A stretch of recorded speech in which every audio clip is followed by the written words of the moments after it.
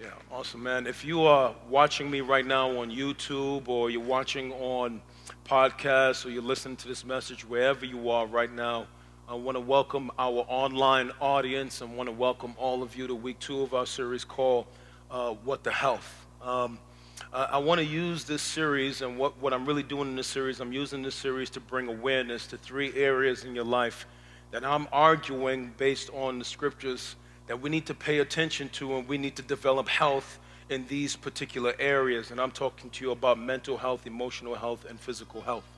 Last week we began this series talking about mental health. One of the things I said to you is that there's no way in the time it takes to preach a sermon or to go through a series that we can solve all the challenges as it relates to health in these 3 particular areas.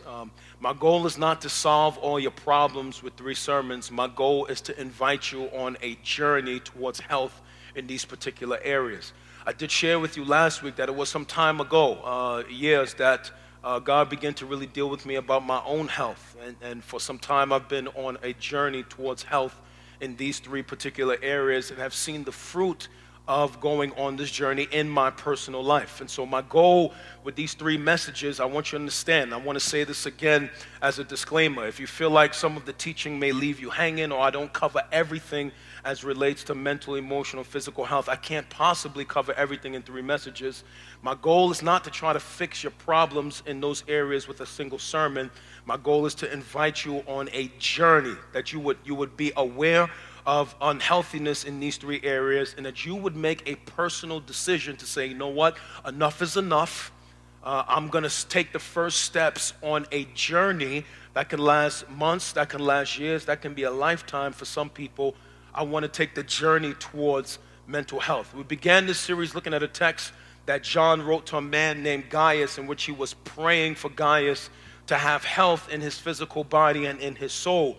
I told you last week that the word soul means suke, where we get the word psychology from, and scripturally it is the seat of our mind and our emotions. And so we know from that text in the New Testament that John, the apostle of Jesus, was praying for a man to have a healthy body, to have a healthy mind, and to have a healthy emotions. And so last week we talked about spiritual health, or talked about mental health. We looked at spiritual pathways to mental health, and we looked at natural pathways to mental health.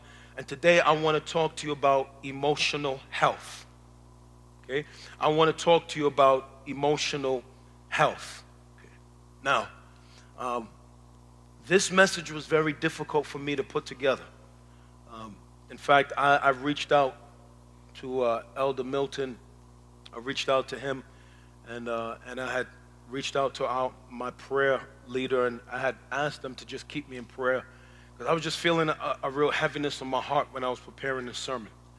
And I was feeling really heavy when I was preparing the sermon. This one was very difficult for me to prepare because of just things in my heart that just frustrate me with just the local church and the modern culture. I personally, and I don't know who else will agree with me with what I'm about to say, but I personally find it very frustrating, and I think that it is a tragedy that the place that Jesus intended for us to have transparency that leads to healing is the very place that has morphed into a place of cover-up. That it makes me angry. It makes me frustrated to the point of tears, that there's so many people who are followers of Jesus, whether sitting in this room, watching me right now on YouTube or podcast, listening where you are, who are battling so much things in our emotions and are so broken in our emotions and are so hurt in our emotions and so led astray by emotions. And we go in and out of churches and can't find help because we're so afraid to confess. We're so afraid to talk about it, that there is this cultural pressure to be externally strong, while so many of us, if we'll be honest, are dying on the inside. And that bothers me. It bothers me that there is a cultural narrative that does not allow believers to hurt, does not allow believers to confess. It does not allow us to be weak. It does not allow leaders to be weak or to confess or to be broken. There is a cultural narrative that says we must be on at all times, we must be strong at all times, and something is wrong with us if we're broken, something is wrong with us if we're hurting, something is wrong with us if we're having issues in our emotions. And so let me keep coming to church while my marriage is being disintegrated and not say anything. Let me keep coming to church while I'm drowning in sin and not say anything. Let me keep coming to church while I'm battling iniquity and not say anything. Let me keep coming to church while I'm contemplating suicide and not say anything because people expect me to be strong and not have a problem. Where did we get that from? We didn't get that from the scriptures. Not when we have men like Paul that says he boasts in his infirmities and his weaknesses. Not when he writes things like in Romans chapter 7, the things I don't want to do, I do, and what I should be doing, I don't do. And who's going to rescue me from this body of death? Thanks be to God through Jesus Christ. Now, I feel so upset that we have this veneer on our culture that says it's not okay to not be okay. If any place we should feel comfortable not being okay, it should be in the family of believers. We should say it's okay to not be okay. It should be okay for us to have problems and find help, but only in the church. Behind our suits, y'all know how this go down, and behind your makeup, and behind the hairstyles, and behind the titles, and all of that, man, we be preaching and broken, singing and broken, fighting with our husband and wife the whole way to church, and don't let anybody know that we're going through. And then we look up some months from now, somebody's life implodes, and we wonder why, like you was going through this all the time, and no one knew. And the result is a growing number of silent sufferers who's either imprisoned by their feelings or imprisoned by culture. Let me tell you why I take this very seriously, okay? My wife and I, when we was in Bible college, had a very close friend. And this sister, a white sister we really loved, we developed a very close relationship with this sister. Spent time with her, ate with her, spent time in our home with her. She was dating one of my closest friends at that time in college, and she was one of these people like really smiley face on the outside. But then she starts showing signs that something was wrong on the inside, right? We would bump into her and things would come out that would lead us to believe that maybe something was not going on, something was not right inside her heart, right? I noticed how she started looking for her boyfriend to fill the role of what her father was supposed to do. So she tried to make her boyfriend her father. And where her father failed her in what he was supposed to give her in affirmation and love and acceptance and all those things, she tried to find that in her boyfriend. And when he couldn't live up to that, their relationship ended, and then she was just broken. She would start saying things like, I'm tired of life. And I'm frustrated. And she would start expressing all these things, but no one would ever take her seriously. She started talking about like, my problems are too heavy for me. And I don't know how long I want to be here. And she would start, but because she was smiley face, everybody just blew that off. Like nobody took that serious. Watch. Even my wife and I didn't take that serious. We just said, you know what? She's always crying wolf. The semester after we graduated from school, my wife and I got a phone call. You remember this? That this sister was found in a car in front of Kroger in the parking lot with a bottle of pills on the floor, some alcohol in the car.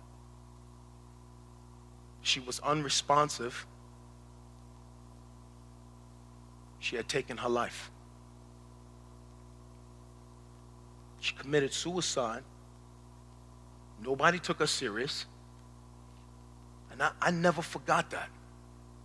Because she was having trauma in her heart, but masking that under the pressure of church culture, that everybody expected her to be well and to just serve and keep doing what you're doing, and there was no space for her to really vent what was going on in her heart. She's gone now because of that. You know, as I thought about her story, and I thought about this sermon, it really caused me to revisit my own emotional trauma. Being formerly suicidal twice, dealing with my emotional trauma as a leader.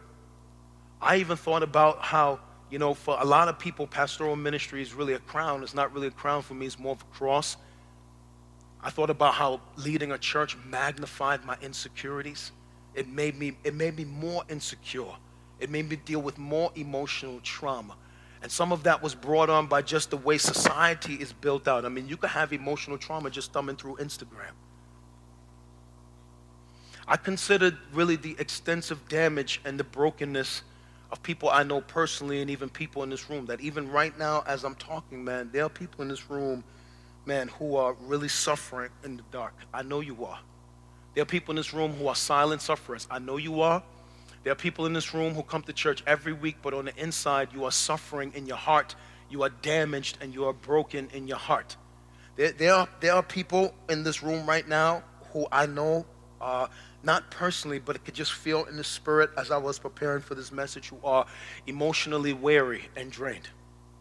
There are people who are dealing with just the heaviness of heart from reoccurring emotional issues. There are people right now who I know are frustrated with chronic heaviness of heart, people whose heart is just always heavy. You don't know why. Just chronic heaviness. There are people right now I know who are just on a roller coaster of emotions. On Monday, you feel joy. On Tuesday, you're down. On Wednesday, you're halfway up. On Thursday, you're down. Anybody know what I'm talking about? Yeah, that's in this. There are people right now who I know are nursing wounds from scars that people have inflicted on you in your past and in your heart. And I know that there are people in this room who are even numb. You don't feel anything at all. You don't feel praise. You don't feel worship. You don't feel God's presence.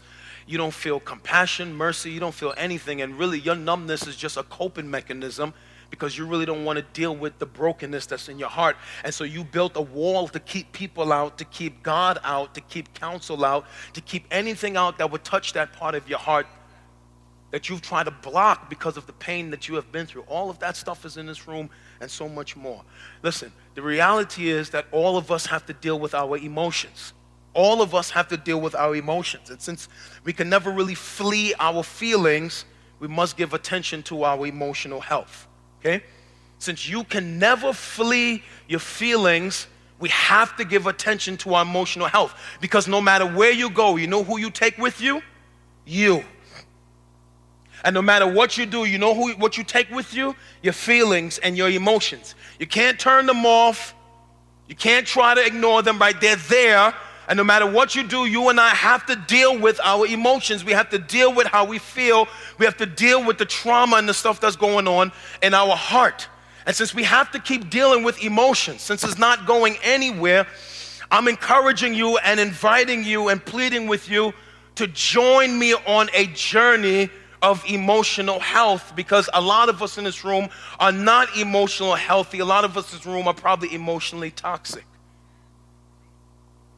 So let me give you a working definition of emotional health so we can start from there and move forward in this message. Emotional health refers to one's emotional well-being. And I want to just teach. I want to take you to school this morning. It refers to emotional well-being and determines one's ability to control their emotions and behavior and build lasting relationships and show resilience in times of trouble. So we know that someone is emotionally healthy to the degree that they have emotional well-being, okay? They know how to control their emotions. They know how to control their behavior. They know how to build lasting relationships, and they can show resilience in times of trouble.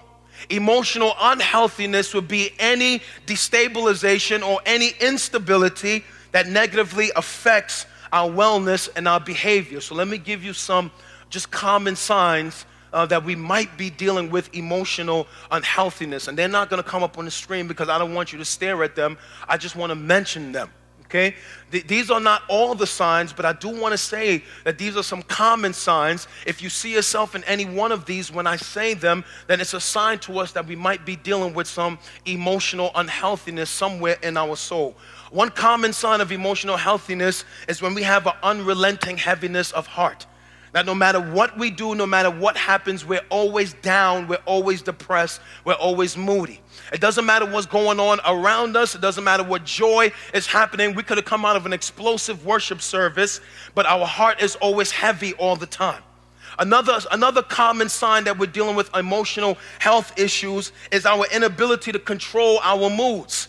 So if you're a person, you have violent mood swings all the time. If it always swings like a pendulum back and forth, then that might be a sign that you might be dealing with some emotional issues.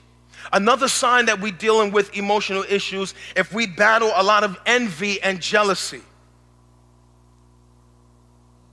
It's our inability to admire without desire. Right? It's when we see something that someone else has got, and we want it so bad, but we don't have it. We feel bad about ourselves that we don't have it. And so we push that person out, or we're going to unfollow them, or we don't want to hear or see what they have to say, because their things make us feel covetous that we want what they have. So if we're always battling with jealousy, we're always battling with envy, that's a sign to us that we might be dealing with some emotional challenges. Another one is if the success of other people makes us feel small about ourselves, that's a sign that we're dealing with some emotional issues. If the success of others sinks me emotionally, if I get mad at other people because they're flourishing and I'm not, that's a sign that I might be dealing with some emotional issues. Another one might be if we're plagued by feelings of rejection and always seeking approval of people. I confessed some of this to you last week, that had plagued me for many years in my life. If I'm always feeling like I need someone to tell me about I need someone to affirm me, I need someone to tell me if I'm always looking for the approval of people, that's a sign that something might be broken in my heart.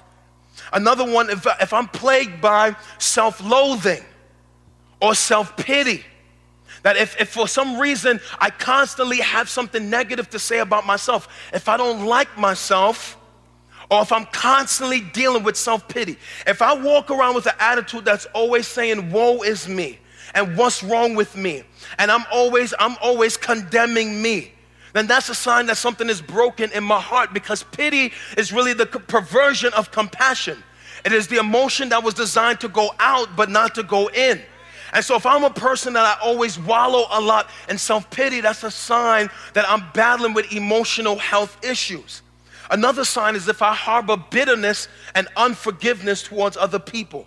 If you have difficulty letting people go, if you make your heart a house and you lock people up in your heart, if you hold grudges for long periods of time, that's a sign to you and a sign to me that we might be dealing with emotional challenges. Another one, this one is big, if we're constantly projecting on other people issues that we have in our own heart. So for example, right, if I had needs that were unmet growing up, I try to project those needs on someone else to fill in my life. And when they can't fulfill those needs, it creates a disappointment. So I'm constantly mad at boyfriend. I'm constantly mad at girlfriend. I'm constantly mad at husband. I'm constantly mad on wife, because I'm projecting on other people needs that were unmet on my life.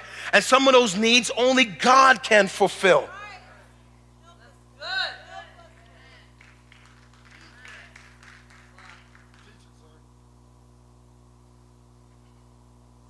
Another one would be if you're impulsive, that if you're rash, that if you fly off the cuff easy, if you're always going left and right with your decision making and you never slow down to think about what you're doing. If I'm really impulsive, that's a sign that something might be broken in my heart.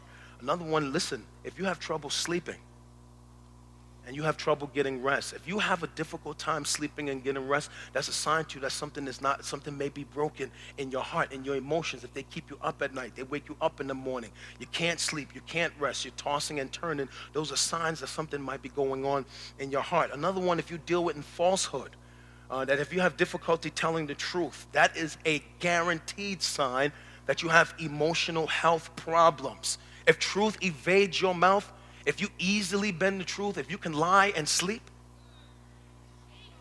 if you can lie and sleep, if you can embellish and sleep, if you could bend truth and sleep, if you could lie on taxes and lie on documents, if you can deal falsely and deceive people, if you can rearrange numbers and sleep and that doesn't bother you, that is a sign that you have emotional health problems.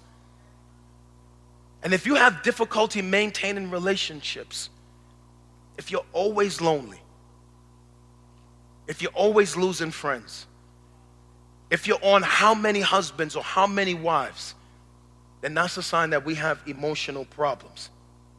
And why is it important for us to pay attention? Listen to me.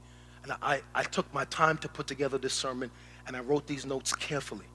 Why is it important for us to pay attention to our emotional health? A couple things I do want to tell you, and they will come up on the screen. Number one, because our emotional health affects the quality of our interior lives. This is very important. I'm telling you, I know what it feels like to live and be miserable all the time.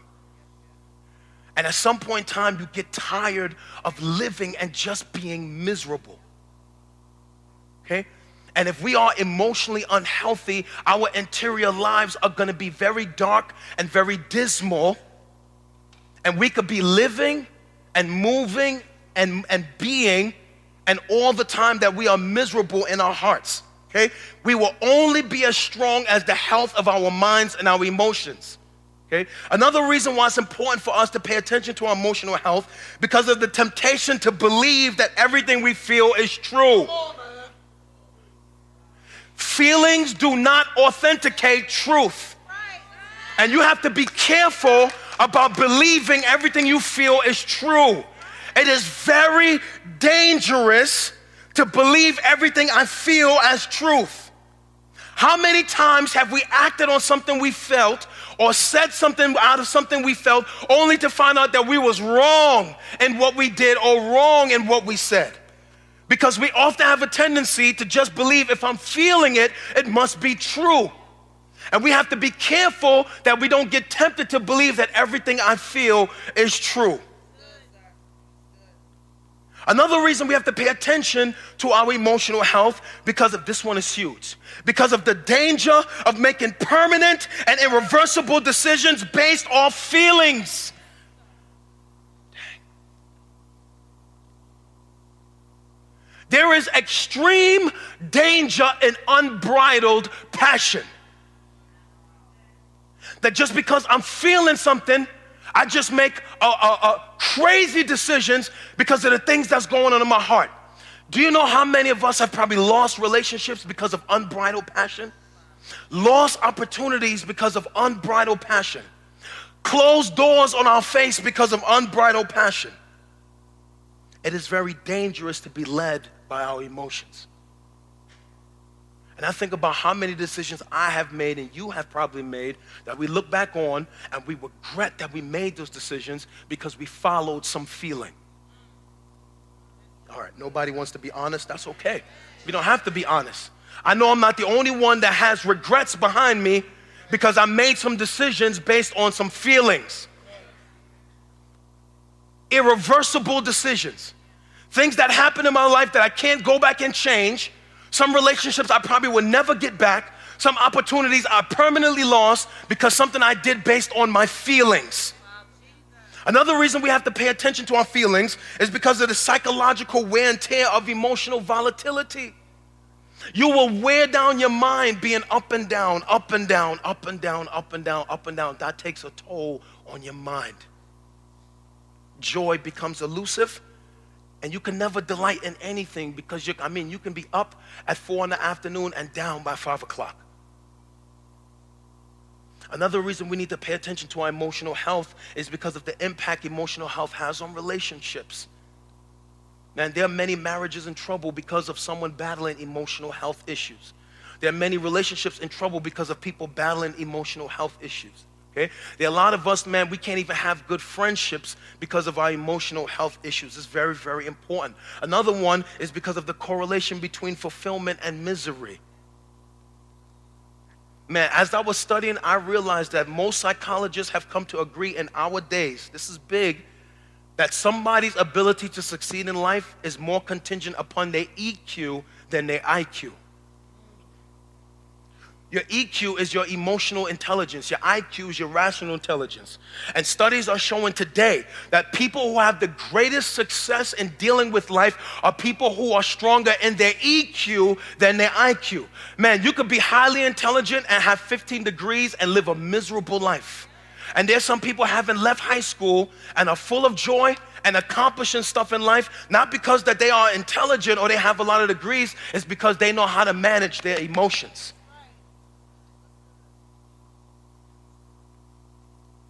And then this next one is because of the threat of emotional instability to ruin a life.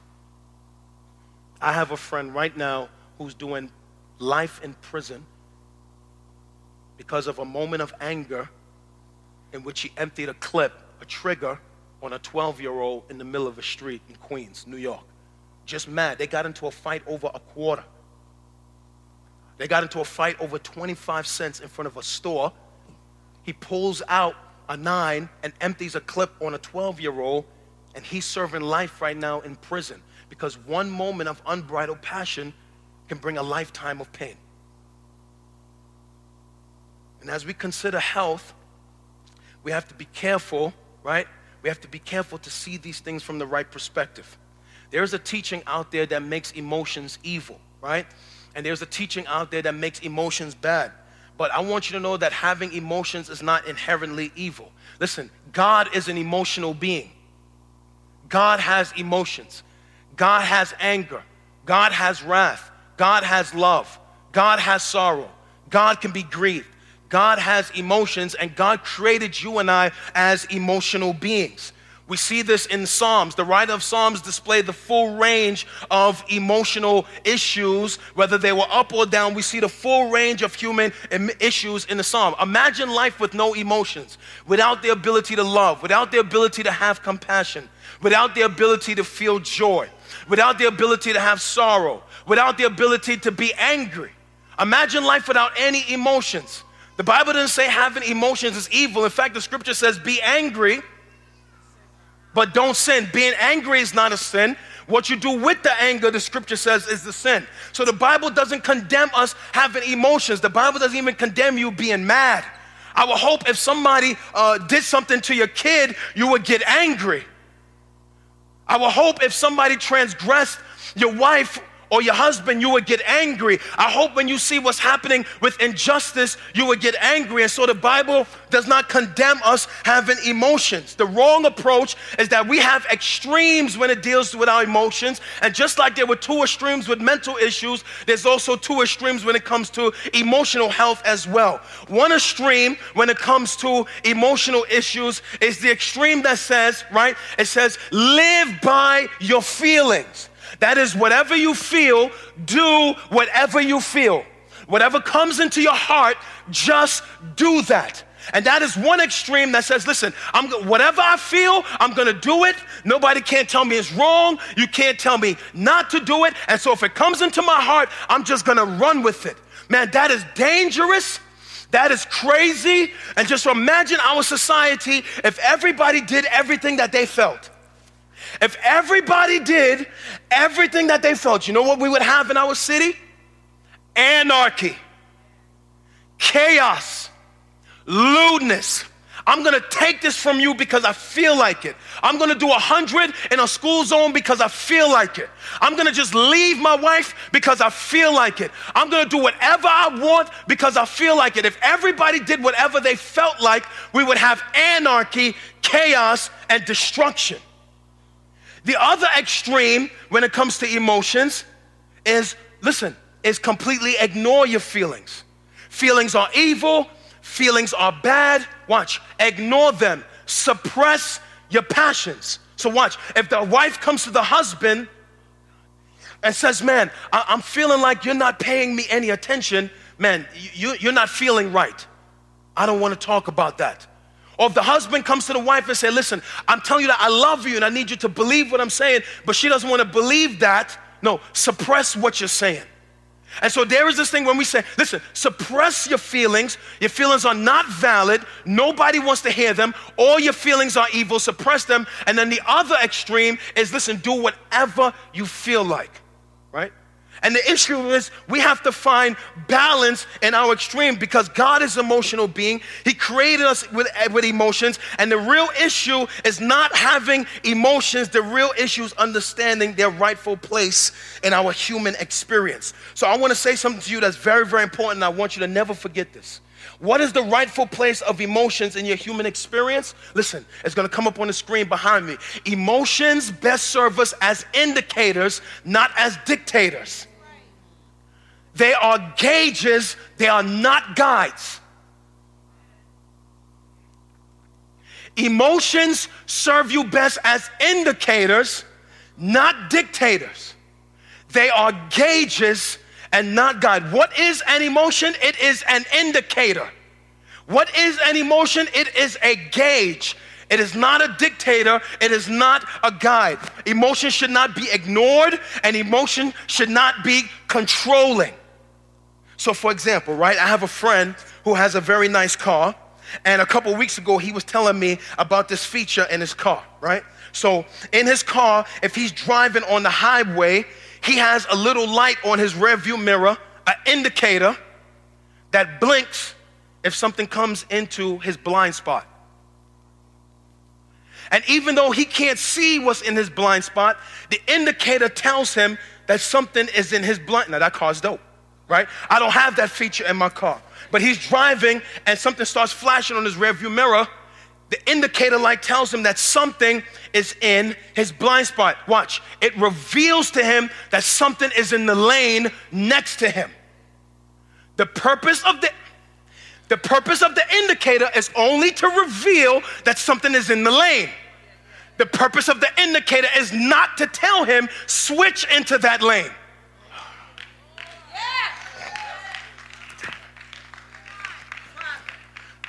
The purpose of the indicator is only to reveal to him that something is in the lane. The purpose of the indicator is not to tell him, switch into the lane. He, after getting the indication light, must make his own decision whether or not he wants to switch into the lane or stay where he is. The indicator is to reveal. The indicator is not to dictate. The indicator is a gauge. The indicator is not to guide him into the next lane. Your emotions are only indicators of things that's happening in your heart. They reveal joy. They reveal sorrow. They reveal anger. They reveal frustration. They're like indicators that tells you, man, something is going on in your heart. The purpose of the emotions is not to tell you what to do with that emotion. Our emotions just tell us this is in your heart. Man, somebody said something and I felt rage. All the rage is an emotion that's telling you something is in your heart. The emotion doesn't tell you kill the person because of the rage. The emotion just is an indicator like to tell you rage is in your heart. And then if we're wise, watch, we feel, then think. That's right. Yes. Feel, think. Feel, think. Feel, think. Not feel and just do. Not see the light on the rearview mirror and just merge. If every time he got that indication in his rearview mirror, he just merged, you know what he would get into? A crash. So we have to feel and think. Feel and think. Feel and process what we're feeling. Because my emotions is not a guide. I don't ignore the indicator, but I'm also don't be led by the indicator. I see it going off in my heart, but I'm not just gonna run behind the light. The light is only to tell me something is going on in my heart. It's not to tell me to switch lanes. Does that make sense?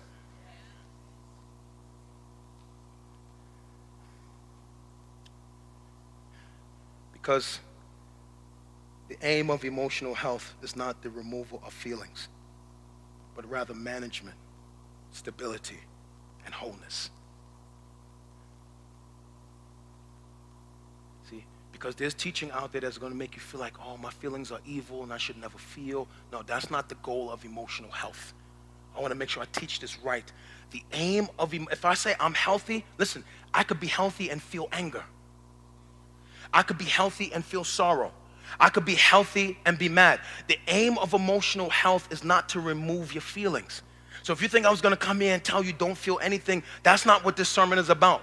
That's poor teaching. The aim of emotional health is not to remove your feelings. The aim of emotional health is to lead us into management, stability, and wholeness. You will never get rid of your feelings, and so the aim is not to remove them. The aim is to learn how to manage them. The goal of emotional health is management. The goal of emotional health is management. The goal of emotional health is management. And as we learn to manage our emotions, we will grow in stability and wholeness. And I'm going to teach you how to do all three. How do we manage? How do we grow in stability? How do we find wholeness? So I want you, when you leave today, to don't think that I taught you not to feel. The aim of health is not to feel. The aim of health is to manage. So for example, this morning my wife was disappointed with me because she wanted to be here extremely early and I was running late. And so by the time I came out my office at home and she came upstairs, she was dressed, kids ready, everybody waiting, and they're waiting for me. And she said, honey, you know, I wanted to be there early this morning. And I said, I'm so sorry. She said, honey, I really wanted to leave early. And I said, man, I'm really, really sorry. And then she walked out of the room. And I could tell that she was disappointed that we couldn't get here really early this morning. She wanted to be here to check something out in the lobby. And so we got in the car and we're driving, and she's really quiet for like half the drive.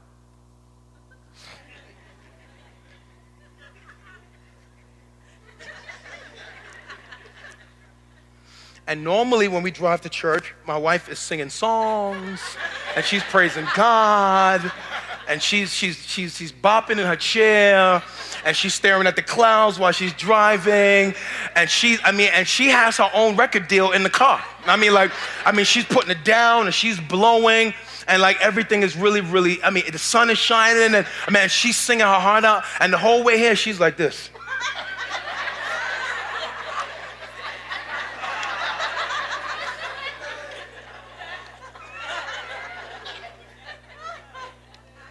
No music. Now this is really awkward. And I'm sitting there like, man, I gotta preach God's word in a few minutes.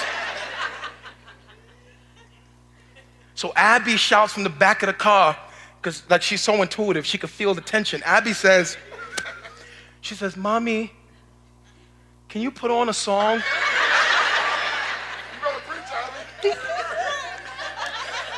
Abby could feel that thing in the car, like it's intense. Mommy, can you put on a song?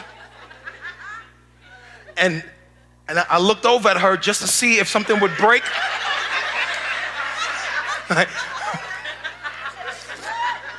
I'm like, yes, Abby. And so I looked over at her and I feel like, man, is something gonna break? I'm like, man, come on,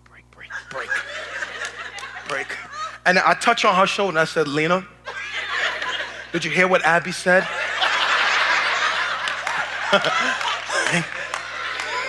She wants you to put on a song.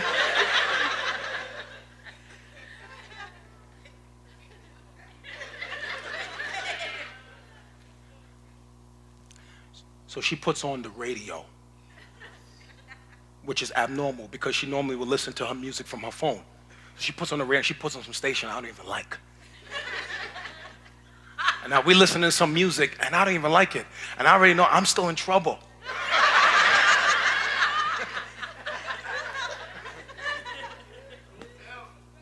I'm still in trouble. And then I said, Lena, I said, you want to put on some of the music from your phone? I said, I'm really sorry we didn't get there earlier. She grabbed Mom. She said, honey, it's okay. And then she puts on some music from her phone. So in that moment, she got what? She got a hold of her emotions. It wasn't wrong for her to feel disappointed with me, but she could either cuss me out on the way here, cuss out the man of God, right? She could have like cursed me out on the way here, but she had to make a decision. So in that moment, she got control of her emotions. And she said, honey, y'all can clap for Miss Lena, right? And she said, honey, it's gonna be all right. You better go, girl. Because the aim of emotional health is not to not feel. The aim of emotional health is to manage what we feel. So I wanna just give you a path to management. How do you properly manage your feelings? Now, I know that we could look at some man's book, or we could go read somebody's blog. I didn't want to do that. I thought that if we was going to learn how to manage emotions, we should take an example from the best leader that ever lived. Amen. Right? So how do we properly manage our emotions? And then I'm going to give you some keys to stability, and I'm going to shut this down. So I don't want to look at somebody's blog or somebody's book. I know people got books out there. I'd rather just look straight into the life of Jesus. So Jesus, the gospel writers records this incident. He's in the Last Supper. He's spending time with his disciples. He sends Judas out the room, so he knows he's about to be betrayed. He knows he's about to face death on the cross. He knows that he's about to be momentarily separated from his Father. And I don't know if you ever really understood this theologically, but probably the most painful thing for Jesus was not only what he suffered physically, but the fact that for the first time he would have to absorb sin. Amen. And because of that, the Father would have to turn his back on him for just a moment. And that was extremely painful for him. So he's dealing with all this stuff in his mind. He gets up from the room, and then he walks out of this room to this garden. And I want to read to you what Matthew recorded happened in this garden, just a couple verses. And I want to show you some principles from one incident in Jesus' life to teach us how we properly manage our emotions. So Matthew recorded this. Jesus just pours out his heart. He's dealing with pain in his heart. And then Matthew records this in Matthew 26, 36 through 39. Okay, he says, then Jesus went with his disciples to a place called Gethsemane. And he said to them, sit here a while. Sit here while I go over there and pray. Now watch the next few verses. He took Peter and two sons of Zebedee along with him, and he began to be sorrowful and troubled. Verse 38, then he said to them, my soul is overwhelmed with sorrow to the point of death. Then he says to them, stay here and keep watch with me. Verse 39, going a little further, he fell down with his face to the ground and prayed, my Father, if it is possible, may this cup be taken from me. Yet not as I will, but as you will. Now, as we grow in maturity, we have to learn the proper way to manage our emotions. Health is not the eradication of emotions. Health is the management and stability of our emotions. So if we just take this one text, I didn't want nobody's blog, nobody's book, just the scriptures. If we take this one text, I want to pull out 4 principles from this one text. Very important. Write them down. Take a picture of them. They will teach us something. How do we properly manage the indicators that are going on? Because Jesus had an indicator. What was the indicator? Sorrow. He's feeling sorrow. He's feeling pain. He knows he's betrayed. He's about to, so that indicator light goes off, sorrow. And what are some principles we can learn to properly manage our emotions when our indicator lights go off? Number 1, we learn from the life of Jesus. It is wise for us to invite others into our emotional struggles. Come on. Come on, sir. Dang. The Bible says he took. So he comes out the room with 11 men. You got to read the scriptures. He comes out the room with 11 men, and he leaves 9 of them in their place. I'm sorry. He leaves 8 of them in place, and watch, from the 11, he takes, 3 of them, Peter, James, and John. So he has 11 men over here, and he's going through what? Sorrow. 8 of them are not ready to handle that sorrow.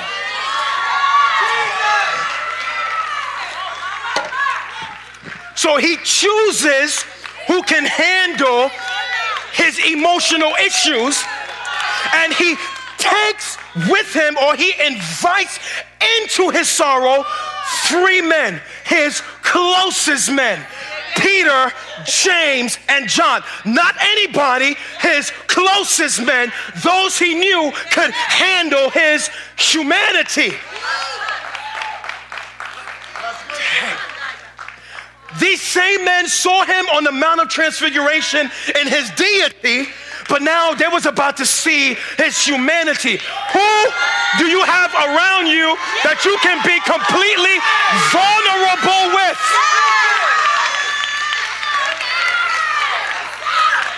Because when your heart is going off and when your indicators are going off, man, you better have people in your life who you can be vulnerable with, who you can be honest with, who you can say, Eric, pray for me. Milton, pray for me. Kenny, pray for me. I am heavy this week. That's right. Yeah. He took 3 people and invited them in to watch his sorrow. The scripture says he took Peter, the 2 sons of Zebedee, with him and began to be sorrowful. So it's just 4 of them in a corner, and he's sorrowful in front of only 3 men. Because everybody can't handle your humanity. Some people, you show them your humanity, they'll be judging you for the rest of your life. Like, oh, I thought you were strong. I thought you never had no problems. I thought you were, they're not ready to handle the truth. They're not mature enough to handle the truth. Everybody can't see your humanity. So you got to be selective about who sees your humanity. But listen, you are wise to not battle emotional trauma alone. Because when we are alone, we make ourselves a target for the enemy and a target for our thoughts. So Jesus, battling an indicator, oh my God, this is so good. Battling an indicator goes off in his heart, sorrow. He says, whoa, this is so heavy, I feel like dying. I can't handle this by myself. Too heavy. Jesus. This is so heavy, I feel like dying. This is too much to handle by myself. Let me find Milton. Let me find Kenny. Let me find Eric. What indicators are going off in your life that you're trying to handle by yourself that are too heavy for you to handle by yourself? Before you do something stupid, God, before you make a bad decision, before you stray away, go surround yourself with some people who can help you process that indicator.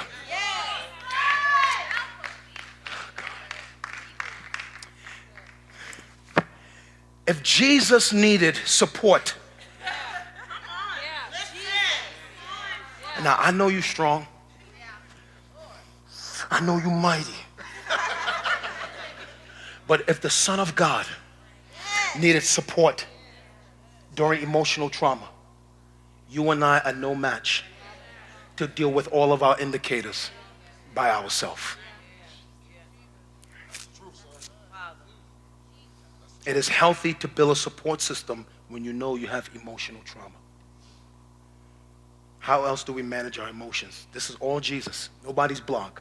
Number 2, find freedom to experience and express your emotions. Who told you you have to keep everything bottled up inside? And who told you it's wrong to feel? Where did you get that from? Some of us, we feel so condemned because we're feeling something. It's not wrong to feel. And some people are dying because you don't vent. There's some of us, we never talk about how we feel. And the first step to healing is confession. You need to name it. You need to get it out. You need to say, you know what? I am angry about this. I feel hurt that they did this to me. Call up so I feel bruised about this, right? The scripture says, listen what the scripture says. Jesus says, quote, parentheses, my soul is overwhelmed with sorrow to the point of death. And he was the greatest leader of all time and confessing his emotional trauma. See, and let me tell you the problem. The problem is you look to people like me and you want us to never confess we have issues. How do you find hope in that? I know you love your preachers and you love your fill in the blank their names, and you love people that they act like they have it all. How do you find hope in that? How do you find hope where there's no transparency? How? You think these people are superheroes. That's what you think. You think Bishop so-and-so or prophetess so-and-so or whatever someone, you think they're superheroes. And so you idolize them so much because you don't see their humanity. And they never take the time to confess. Teach. No, you have to learn to get it out. Your heart can only hold sorrow but for so much before it starts spilling out of you in behavior. You need to get it out your mouth before it bleeds out of your life. Would you rather it bleed out of your life and cause damage, or would you rather get it out your mouth so you can find healing? Jesus. Oh my God. I hope some of you get liberated today to say it's all right for me to confess. You know what? Some of you need to corral that prayer team when this is over and say, you know what? I've been going through this in my marriage. I've been going through this in my heart. Watch. Pray for me.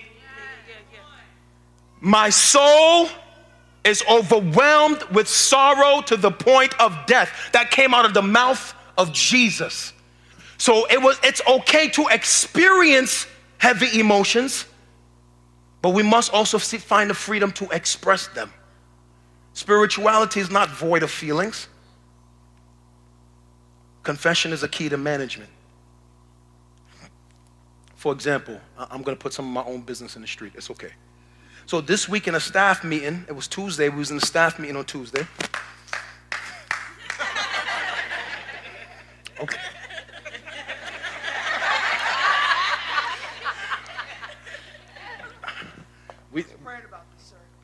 We was in a staff meeting on Tuesday, and I got to give them some context.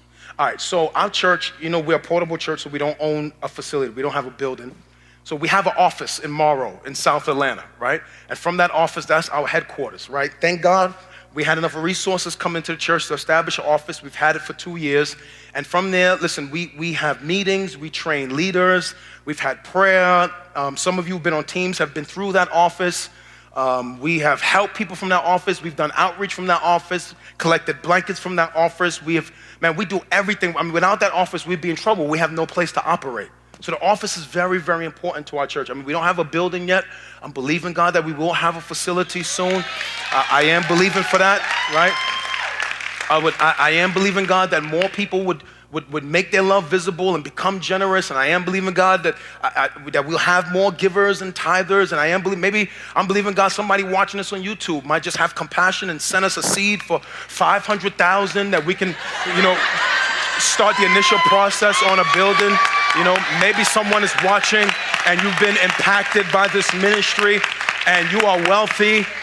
Maybe the Lord is moving you to sow that seed of $1 million or 500,000, and you're wondering, are we people of integrity? Just sow the seed and watch what we do with it afterwards in the name of Jesus. Maybe there's some of you watch this every week from cities all around the country. You can partner with us. If you're growing because of these teachings, you're growing because of what God is doing here, maybe you can help us further the gospel. You can help us get out of this school. Maybe you can peel off a percentage of your income and say, man, I watch this teaching every week. I watch this podcast every week. Maybe I can send $20 a month, $50. I can do something to help my family down there in Atlanta. You are part of our online family, and that's completely biblical. We see that Corinthian church, Paul raising money in the Corinthian church to help the poor people in the Jerusalem church. That is perfectly biblical to be somewhere else. Don't send us your tithe that belongs to your local church. You can help us with an offering every now and then.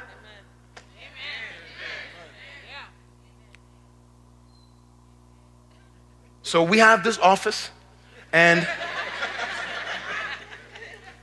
I'm almost done. Is this helping anybody? And there is this, I don't want to call their names. There is this business next to us that's been there for 30 years. And one day they came knock on a door with the manager, the owner of the office, and say, hey, these people are interested in your space. And they walk them through our office, and they're walking around. They're like, oh, nice. And they say, oh, they want to build a call center in your space. We want you to move out to another space. So you're trying to push us out to give them our space, and they bullied us for months trying to push us to get to our space. And they kept putting this contract in front of me, and every time I went to sign a contract, something happened. I felt like God was telling me, obviously, don't sign the contract. So just the other day, last week, Erica, we got a letter saying that we're not renewing your lease. It don't matter what y'all do, in 3 months when your lease is over, we're not going to renew your lease. So you know what they've done? They have effectively, indirectly kicked us out of our office, and we can't even legally fight them. In 3 months, we have to leave our office. And we're looking and can't find a place. We're looking, we can't find a place. And now that's another thing on my plate, because now part of our leader, we have to expend energy looking for, and we're all over and we can't find one yet. So we have 3 months to get out of this place. And when I got the letter,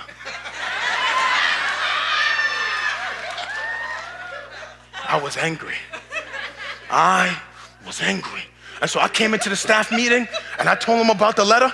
And I said, in 3 months, man, I said, do you know them people, what they did to us? Man, we get kicked out because of them. And I was expressing my rage in the staff meeting. And I was saying, man, you know what? Just for that, when we leave, I'm throwing stuff all over the wall, and I'm taking this down, and I'm taking that with me. I'm taking the blinds, and we have a chalk wall, and I'm gonna paint cream on a chalk wall, and I was angry, and bow was in my mouth, and I was enraged. And Kenny said, Pastor.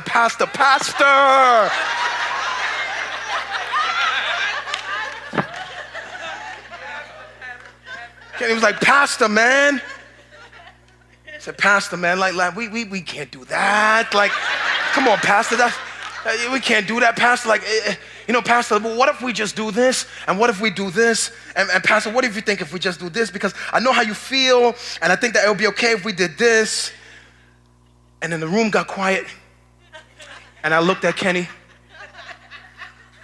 and Melissa was sitting there, and she was like, breakthrough. And the room was quiet. Kenny's looking at me. I'm looking at him. Melissa's looking at me. And I said, Kenny, I don't care what you say. I'm painting this wall. I'm taking my blinds. I'm taking that. They're going to feel the wrath for what they did to us.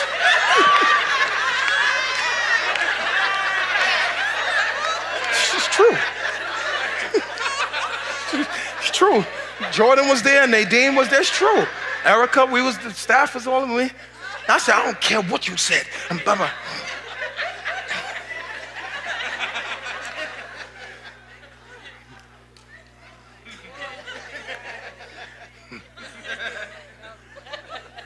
And I was just confessing to him what I felt. It's all right for me to be angry, and I was confessing. Now, I didn't do it yet, so I didn't sin yet. I didn't sin yet. It's just what I felt like doing. And then I had to think to myself, you know what? Maybe God has something better out there for us. No.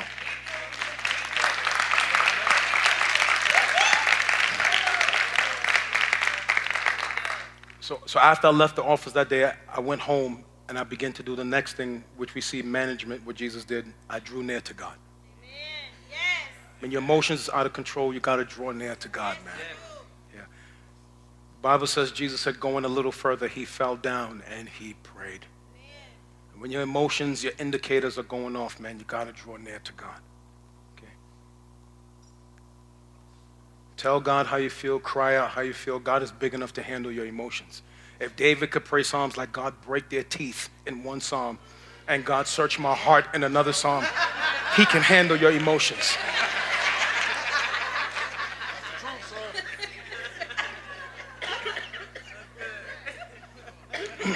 And then this number 4, this this last principle to managing your emotions, all not from no one's blog, from the life of Jesus. This next one is what I did with Kenny and with God. Number 4, subject your emotions to what is right in God's sight. Because our indicators sometimes can be crazy, we must have a gauge, we must have a standard outside of our own morality. Your morality cannot be the standard for your indicators. Because if your morality is the standard for your indicators, then you have made yourself a God.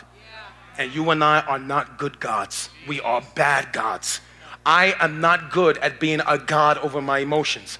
And so when I feel rage, I got to subject that rage to the authority that is higher than mine. You need to challenge your emotions, subject your emotions, right?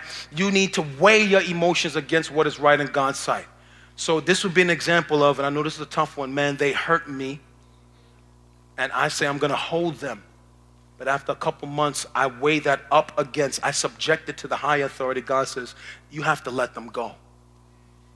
I said, man, but they don't deserve this. He says, they don't, but you deserve peace. So forgive them and let them go. That's how you take those indicators and you subject them to the authority that is higher than us. You need to challenge your emotions. You have to have a standard above your own morality for your emotions. You cannot be the standard bearer for your emotions. Father, if it is possible, let this cup pass from me. I don't want to do this. I don't want to do this. I don't want to stay in the marriage.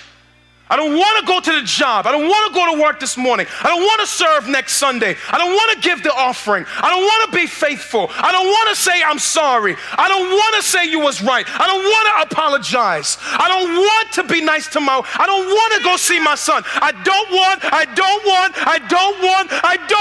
but nevertheless. Jesus! Nevertheless! Because of what your word says.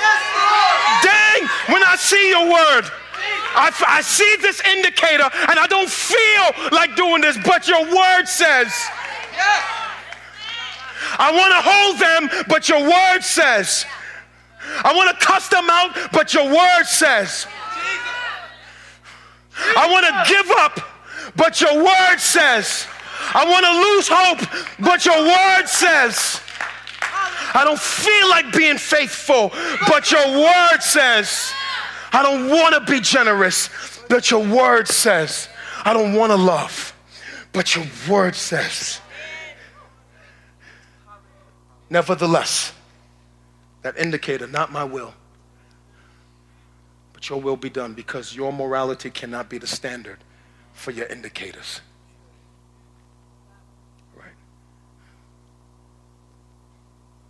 That's like this church shooting in Charleston, when that gentleman walked in and killed all those people during a service. And I will never forget how one of the women went on CNN at a press conference and said, I'm not going to hold him. He took the life of my loved one, but I forgive him. Why? Because her indicator was sorrow. She was probably angry. She was probably enraged. And she held that emotion up, that indicator up, to the standard that was above her own. She subjected it, she challenged it, then she channeled it in the right direction. That's how you manage your emotions. You manage your emotions, right, by inviting others into your emotional struggles, by expressing your pain, by drawing near to God, and keep subjecting your emotions to the standard. If we grow in maturity, we learn how to manage our emotions. It will help us with our behavior. It will help us from ruining our life. That's how we grow in management of our emotions. And for those of us who realize, you know what, I am not healthy in my emotions, I don't want to leave you hanging, let me just give you these last couple things. This is important for me to give you, because I'm intentional that I don't want to leave this series and not give you guides. So these last things I want to give you, and then I'm going to pray for you.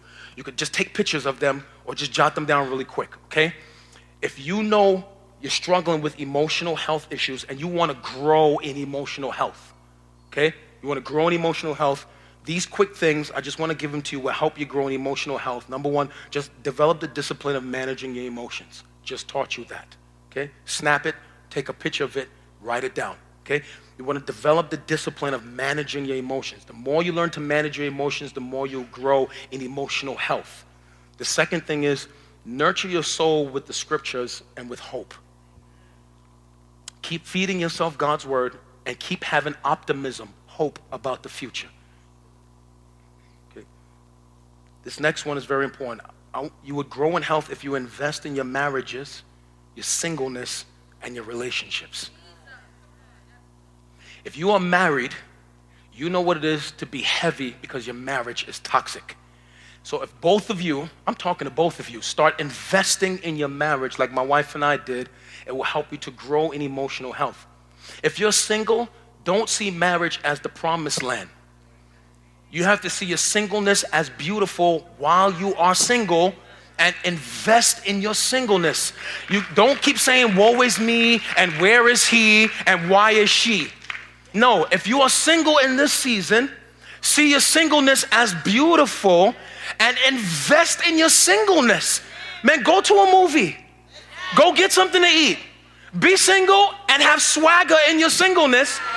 And don't feel bad if you're not married. Invest in your singleness. Be single with swagger. Where all my single people at? Be single with swagger. Tweet that. Hashtag, right? At Philip A. Mitchell. Be single with swagger. Don't be going around, woe is me because he's not there or she's not there. Be single with swagger. Invest in your singleness. And if you have a marriage, listen, she's not Kim and she's not somebody you got to stop dreaming about. Invest. Listen, the Bible says drink out of your own cistern. That's what you got. You got to work with that.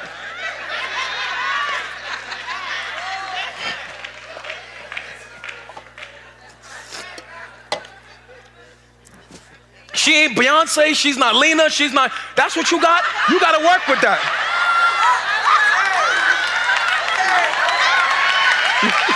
You got to work what you got.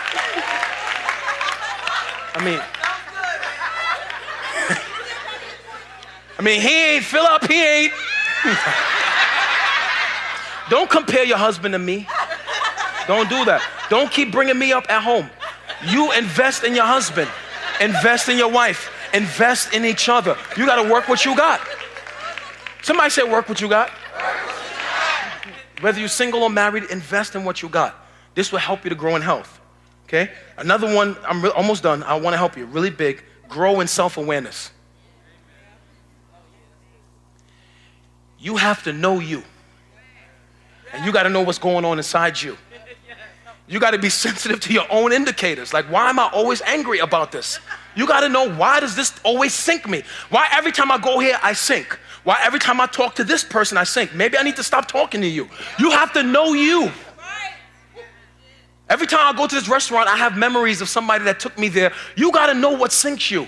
You have to know you. You got to be sensitive to those indicators and what God may be saying to you. Be sensitive to you. Grow in personal awareness. I had to say, you know what? If I spend too much time on social media, it sinks me. So I don't spend as much time. That's why I don't go on Facebook. I don't go on, stuff populate from other places. I don't like Facebook, so I don't go on there. Because it would bother me. So I don't go on there. You got to know you. I like Twitter and Instagram, right? And I try not to go on there that much. But if social media, there was a point where I was too addicted. So I had to curb my appetite for that. You got to have self-awareness. You got to know your own triggers. This next one is big. Almost done. You need to avoid personal extension beyond personal capacity. Dang. You need to avoid personal extension beyond personal capacity. Philip was guilty of this. You are not Jesus. And you cannot be the answer to everyone's problem. And every cry is not yours to fix. And you can't keep saying yes to everything. Every yes you say to one thing is a no you must say to something else. So you can't, every time you hear a cry, you run into it. Or every time somebody wants you to do something, you say yes. You need to learn this powerful word called no. You can't be involved in everything. You can't help everyone. And you can't think that you can run into every problem. That is a complex of emotional unhealthiness. You have to learn to say no. Don't do things beyond your capacity. You know you're beyond your capacity when you're burnt out and stressed. You're doing too much. Dang.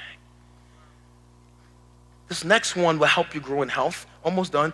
Grow in personal contentment and gratefulness. There's nothing wrong with having vision and goals, but you have to learn to be thankful for what you have. If you're always crying down what you have and always tearing down what you have, your heart is never going to be whole. It's not the house you want, but be thankful you got someplace to live. Not the car you want, but be thankful you have something to drive. You can't keep tearing down the things that you have. You have to find contentment. Be thankful. Listen, I'm driven, and everyone knows me, I'm driven. I have goals. Girl, go for yours. Dude, go for yours. But while you're going, be content with what you have. Okay? Does that make sense? Okay. Just a couple more and I'm going to pray for you. Oh my God, Lord, help us. Lord, thank you for helping me with this. This next one, you need to practice the habit of Sabbath. Oh God. It took me 5 years of ministry to learn this, pastoring a church. I just learned this in the last year. Being a workaholic is not godly. And if you think being a workaholic is godly, you have not read the scriptures. It is not godly to be a workaholic. Pause. God created for 6 days, and on the 7th day, he rested. Hold up. If God needed rest,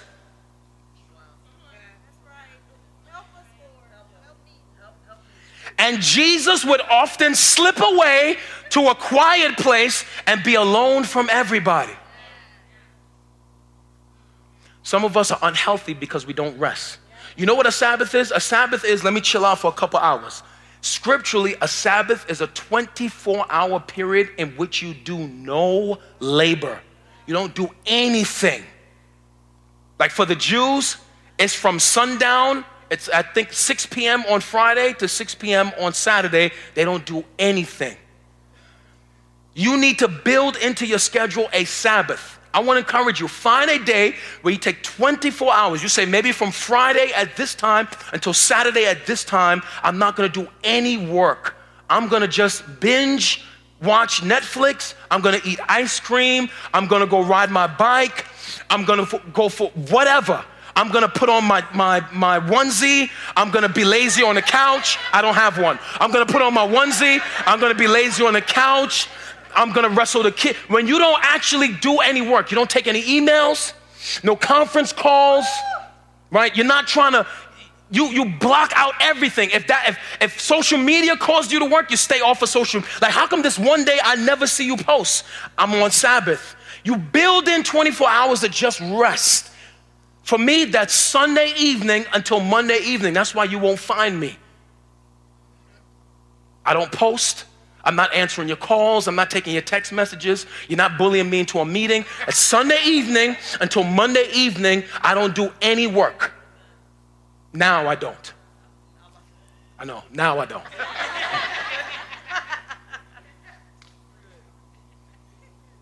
All right, let me finish this up. Next, delight in activities that foster joy. If it fosters joy, delight in it. It's okay. You can play with the dog. Wrestle the kids. Go to Starbucks. Go to the movies. Next, refuse to hold people and offenses. You will never be healthy if you got people living in your heart. You need to release them. You will never be healthy if you've got offenses in your heart. You need to release it. 2 more. This next one, oh God. You want to be healthy, at some point in time, you got to embrace you and God's plans for you. You're not going to get another you. You're not going to be somebody else. You can stop pretending to be somebody else. You just got to embrace who you are. your metron, your circle, God's plan for your life. It is what it is. That was your start. It's not about where you started, it's where you end up. This was your parents. You got to embrace you. And then this last one, you got to build a strong, intimate relationship with Jesus. Your life must flow out of an intimate relationship with Jesus.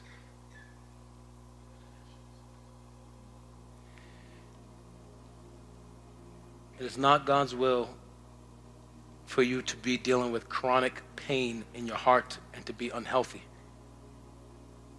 That's not his will for you. You can't read the scriptures and come away with that. God absolutely wants us to be healthy in our hearts. And if you're in this room and your heart is broken, your heart is shattered, you got to find healing. You can find healing, you got to start grieving. You can't keep that stuff inside. You heal by grieving, getting it out, flushing out what's in you out of you. You heal by letting stuff go, letting people go, letting yourself go. You can't keep condemning yourself for stuff that's in the past. There are people in here, your heart is broken because of something over your shoulder. I know what that feels like. At some point in time, you got to see your past as a school and not as a prison. Your past is a school. It's not a prison.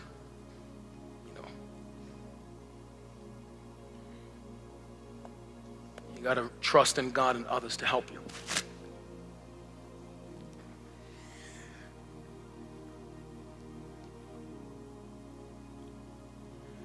This teaching is very important because you're never going to get away from your emotions. You're going to deal with them every day, all day.